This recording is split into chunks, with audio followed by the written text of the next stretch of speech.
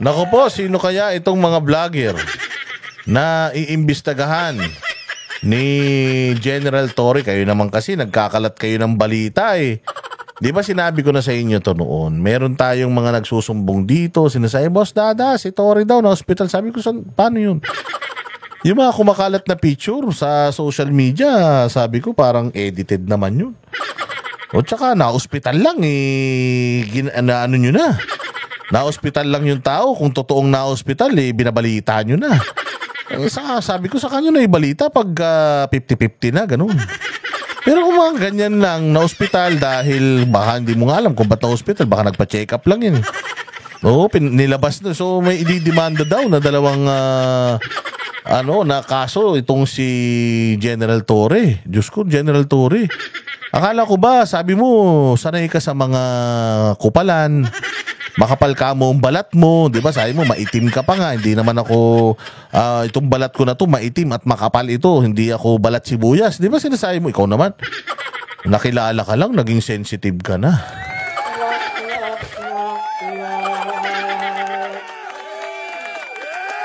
Ikaw naman, wag mo naman masyadong minamal.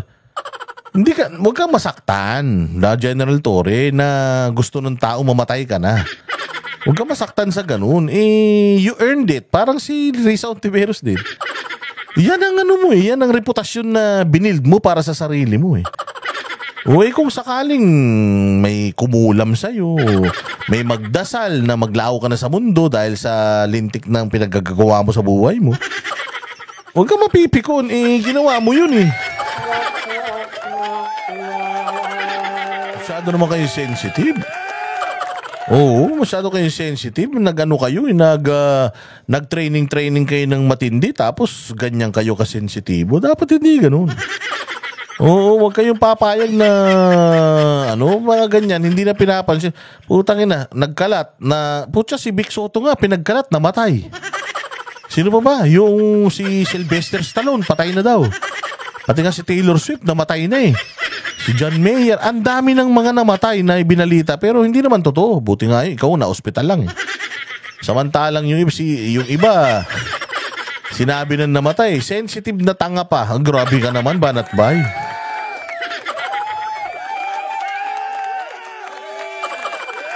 Kahit na hindi ako ang nagsalita, ako dinimanda. Oh, sino ba kasi yung nagsalita na yan, Banat Bay? Baka naman ikaw talaga yan. Hindi, pero totoo to Huwag kayong balat sibuyas. Kayong mga government officials, kayong mga nandiyan dyan sa gobyerno, kung ayaw nyong nakikilala kayo ng tao, kung ayaw nyo na kayo, na pupulaan kayo, nasisilip kayo, una, gumawa kayo ng kabutihan sa kapwa. Pangalawa, wag nyo inisin yung tao. Pangatlo, lumayas na kayo sa pagiging public servant.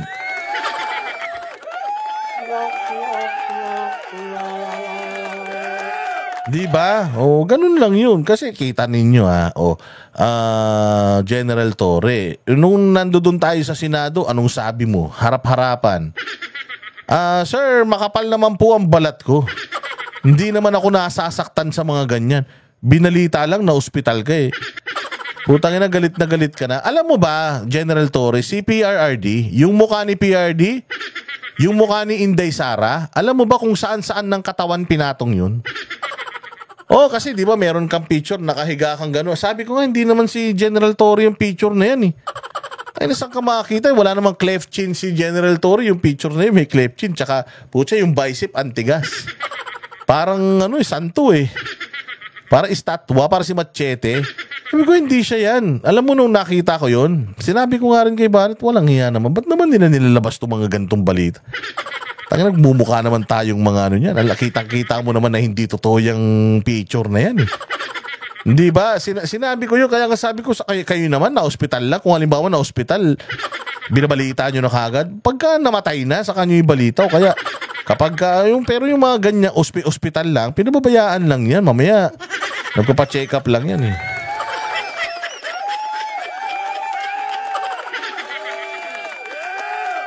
Di ba? So, ganun din. Nung sinabi niya, nung nag-aaway sila ni Basti Duterte, sabi niya, matigas daw ang balat niya, matigas daw ang mukha niya, pinatatag na daw siya ng panahon. Pero ngayon, na-promote ka lang, sir, naging ano ka na, sensitive ka na, ang dahil mo nang pinagdididimanda. O, wag ganun, sir. Kung talaga kung inaaway ka nila sa social media, o di, awayin mo rin sila sa social media ganun, tsaka mag-iisip ka, bakit galit sa'yo tao? Bakit itong mga to, kung gustong may mangyari sa'yo masama? Hindi naman patayin ka, pero nananalangin na may mangyari sa'yo masama, magka-dengue ka, ganyan. O baka magkatigdas. O bakit? O kasi yan yung yan yung ipinunla nyo sa puso at isip ng mga tao, galit eh. O hindi ba? Diyos mio. Pakinggan natin tong balitan to at sino-sino kaya ito eh. Kayo talaga, ginalit nyo na naman si Torre, General Torre. Ako nang humihingi. Total, magkaibigan naman tayong dalawa. Ako nang humihingi ng dispensa. So, kung ano man ang kumalat na video na na-hospital ka. Hindi ka ba na-hospital? Hindi mo sabihin kasi, hindi ako na-hospital. Eto, ang lakas-lakas ko. Gumanong ka na lang. Masyado ka naman sensitive kasi. Maliit na issue, pinalalaki nyo. Ang dami ng kaso sa korte, dinadagdagan nyo pa. Play. Sasampahan na ng kaso ni Criminal Investigation and Detection Group Director, Police Brigadier General Nicolas Torre III, ang dalawang vlogger dahil Pares pa tayo ng salamin. Oo, gusto kasi maging PNP chief, sabi ni Banat Bay. Na-extend si Marbil. Naku po, paano ba yan? Oo, pwede na bang pang PNP chief si General Torre? Ewan ko, malay mo naman, general naman yan. Hindi ba? sa umunoy pagpapakalat ng fake news laban sa kanya. Ito ay may kaugnayan sa mga ipinakakalat na Ako, putay na. Ang kaibigan pala natin tong si Jason sa. Nagsugod na ang gaba, nagsimula ng magbaba ng kaparusahan. Isinugod sa pag-aamutan ang isa sa namumuno sa religious... Wala namang pinangalanan dito ah.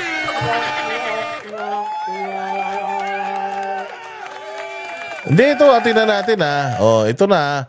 Yung kay Jason sa walang nakapangalan, wala siyang sinabi na si General Torre to. Pero may picture. Pero dyan sa picture na yan, sa may marahas na pagkubkob sa KOJC Religious Compound, hindi lang siya tao dyan, marami din. Tapos dun sa mga pangalawang picture, wala naman siya. Sa pangatlo, wala rin siya. Sa pang-apat, wala rin siya. So, alin dito, Jason, sa yung sinasabi mo na na-ospital? Namumuno, ilan ba yung mga namumuno dyan? Ang dami. Namuno dyan, si Abalos, si Marbil, si Torre, si Patay, nandiyan din si Marantan, nandiyan din. So, mga namuno yung mga yan. Walang sinabi dito si Jason na si General Torre yun Dito sa pangalawa kay Jun Abinis. Isinugod daw sa ospital. Pero ito question mark to Isinugod daw sa ospital si General Nicolas Torre.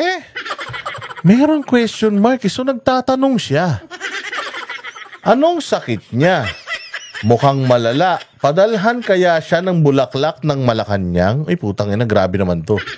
O baka KOJC pa maunang mag-pray para sa kanya at magpadala ng bulaklak? Question mark. Ito, matalino ka Jun Abinis Ang buhay ay parang gulong. Minsan nasa itaas tayo, minsan nasa ibaba. Kaya mas okay magpakumbaba at rumispeto sa kapwa.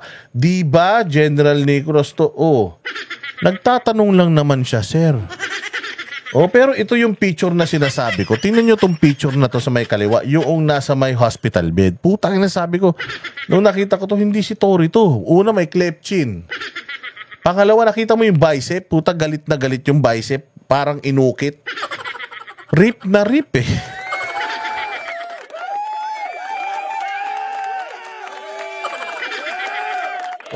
So, naku po, delicates ito Delicates ito kasi kung itong dalawang to ang dinimanda niya, si Jun Abines nagtatanong.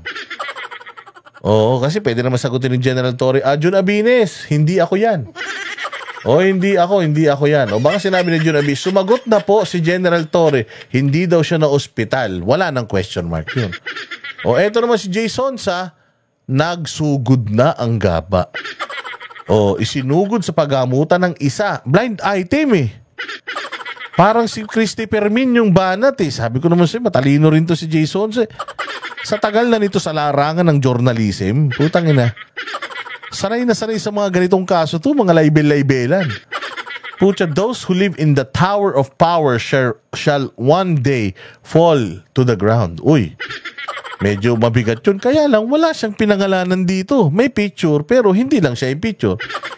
May mga picture pa ng iba. Ba't hindi nagdemanda tong mga to? Yung may mga helmet, yung magkakapit bisig. O etong mga nakapalibot na to sa baba, ba't ang gulo-gulo nyo?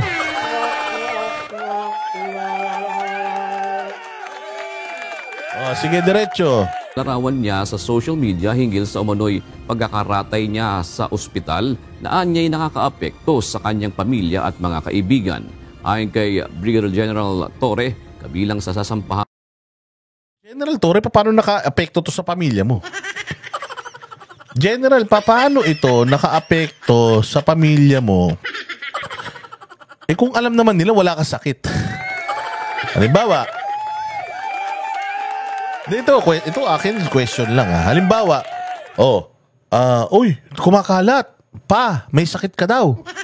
Nasa ospital ka daw pa. Eh wala ka naman sa ospital, andito ka naman sa bahay. Oh shit, kinabahan ako. Ano yun? Tibay mo? Jojo Hugo? Di ba? Medyo weird ito. Weird ito, General Torre.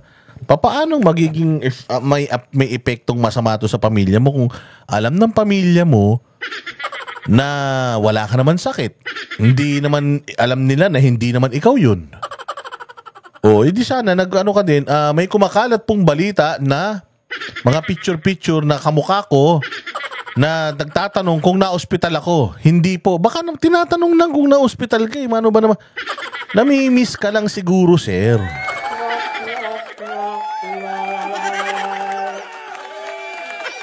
Nami-miss ka lang. Sabi lang, Torre, ikaw ba'y totoong na-ospital na?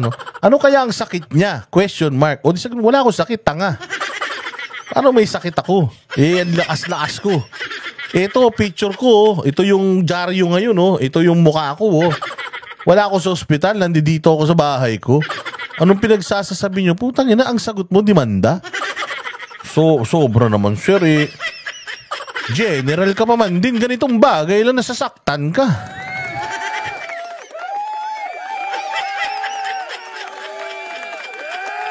Kinasuhan niya si Captain Dado. Bakit? Anong kaso niya kay Captain Dado? Ano ba ginawa sa kanya ni Captain Dado? Inaway-away ba siya ni Captain Dado? Kung meron dapat magkaso kay Captain Dado, dapat yung gobyerno natin, hindi siya. Inaraw-araw ba siya ni Captain Dado?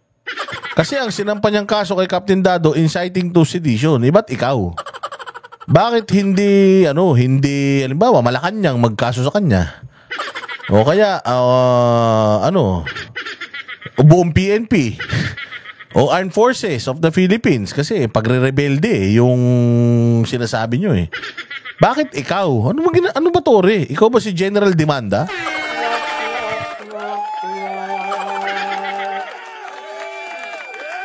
Putang ina, knife slayer, nagkaso ng sedation, anak ng tinapay, sinong pinatulog niya? Sinong sinidate niya? Huy, knife slayer, ayusin mo yung spelling mo. Hindi sedation, sedition. Yung sedation, ayan yung putay na operahan ka tapos pinatulog ka 3 araw, ganun. Sedation yun, iba yun. Ano yan si Torre, doktor?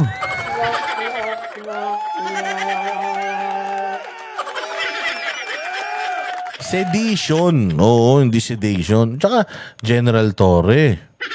Sir, wag namang ganun, sir, ha? Oo, tsaka hindi trabaho ng pulis yan, mga ganyan. Problemahin mo na lang yung mga problema ng bayang Pilipinas.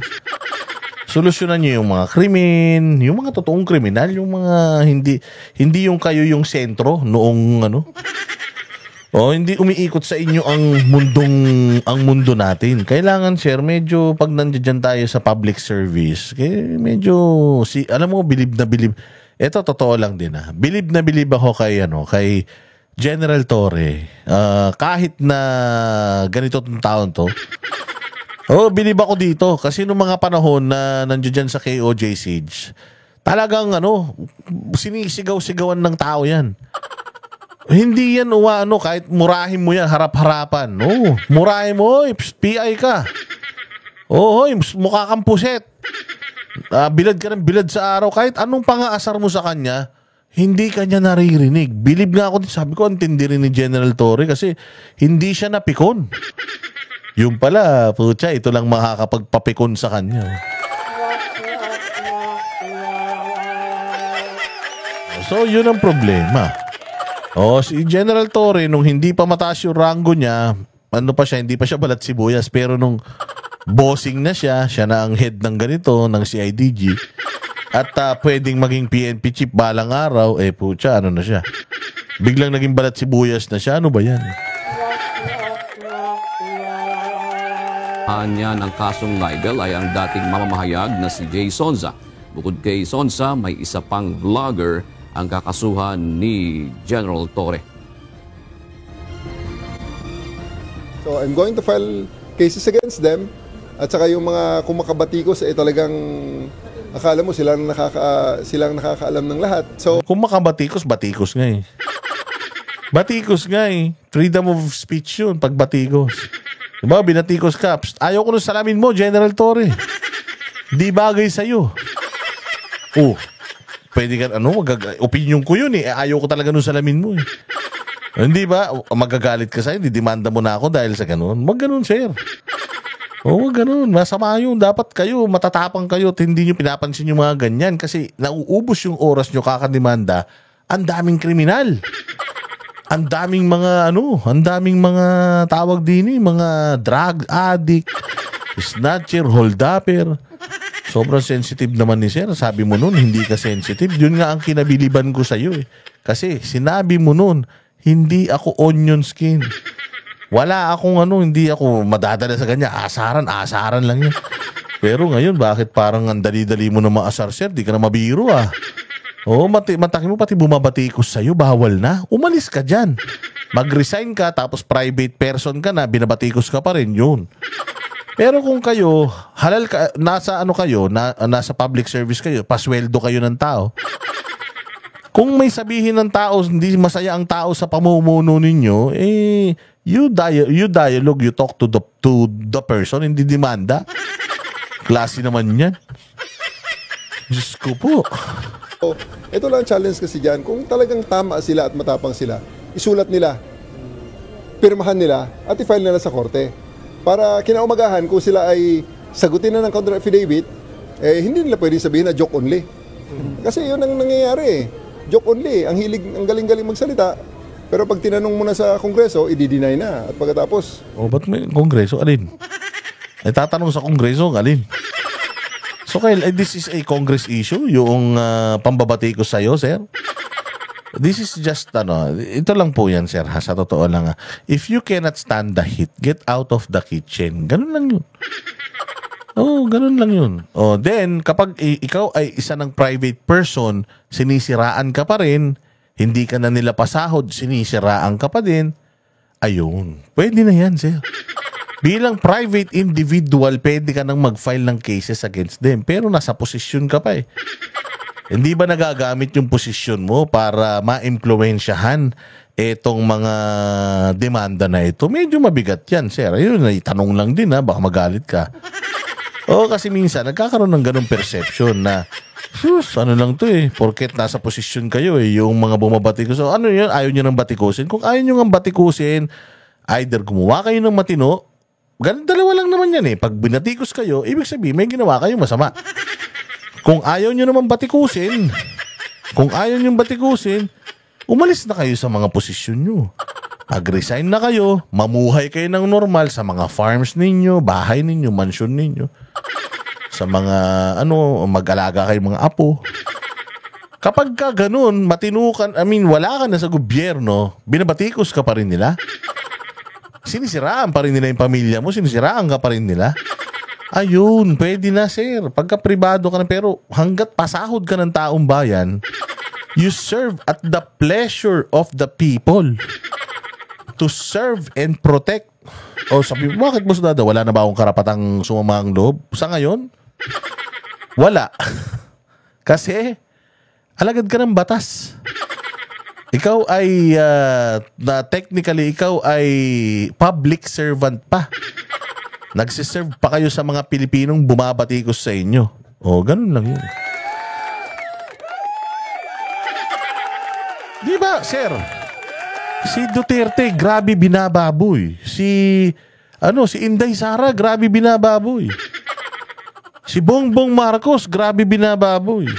Si Lisa Marcos, grabe binababoy. Hindi nagsipagsampahan ng demanda mga yan. Ikaw pa? Si Romualdez. Grabe, si Romualdez babuyin ng tao. At marami pang iba. Ang dami pang iba. Si Marbil, grabe rin babuyin si Marbil. Si Abalos. Si Boying, kung ano-ano din pinagagawa sa picture niya. Nagdemanda ba mga yun, sir? Oh, ba't ikaw demanda ka ng demanda?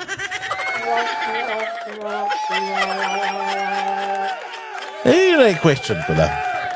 Yun ay aking tanong lamang. Oo, kasi kung parang hindi ka naman inapi. Parang okay ka naman eh. Di ba? Every time na may binabato nga sa'yo dati, patawa-tawa ka lang eh. Oo, pero all of a sudden, bakit ngayon biglang lumambot ka, sir? Anong nangyari? Anong meron? Medyo sir medyo naguguluhan lang ako kasi ang binitawan mo ngang statement before is, baka palang balat mo, hindi ka masasaktan sa mga ganyang asar batikos lang. Ang pinaka-worst niyan, sasabihin, nag-joke only. Wala naman nagsasabing joke. Wala naman nagsasabing joke. Ako naman talaga. Pero, sa totoo lang ito akin lang yung mga naglalabas din ng mga ganitong mga balita, putang ina. Sa totoo lang, ayoko rin nito. Ayoko nung ganyan. Sa hanay natin na mga Duterte supporters, dapat hindi din tayo gullible. Pag may mga lumalabas na mga issues na alam naman natin na putang ina medyo 50-50 alanganin, wag na natin tangkilikin para mabawas-bawasan yung mabawas-bawasan yung mga toxic sa pamahalaan sa Pilipinas. Pero makikita natin doon sa post ni Jason sa walang walang pangalan. Doon naman sa post ni Jun Abinis, nagtatanong siya. So, tingnan natin kung anong mangyayari dito sa kaso na ito na libel. Again, kung ikaw ay nasa linya ng mga lumalaban sa katiwalian, lumalaban sa mga kamalian sa bayan natin, lumalaban sa korupsyon, prone ka talaga sa ganitong mga reklamo. Si Jason, reklamo mo ng libel.